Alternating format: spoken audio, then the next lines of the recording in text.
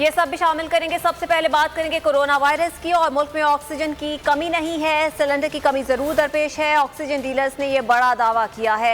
ये भी कहा है कि हुकूमत सिलेंडर्स की दरामद आसान बनाए, फी सिलेंडर 4,000 रुपये ड्यूटी भी मुआफ करे।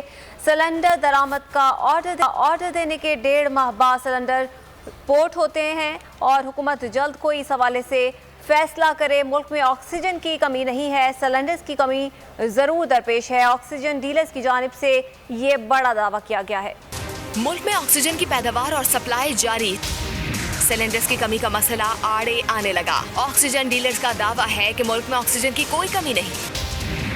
उनका कहना है कि सिलेंडर की दरामद पर 4,000 रुपए ड्यूटी मसला बनी हुई है। कोरोना की सूरत हाल के पेश नजर हुकूमत सिलेंडर्स पर तमाम महसूलात को मुअत्तल करे।